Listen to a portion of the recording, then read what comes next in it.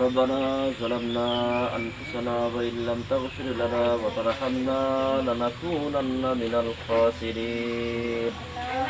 ربنا آتنا في الدنيا حسنة وفي الآخرة حسنة وقنا عذاب النار ربنا تقبل منا إنك أنت السميع العليم وتب علينا إنك أنت التواب الرحيم حسبنا الله نعم الوكيل نعم المولى ونعم النصير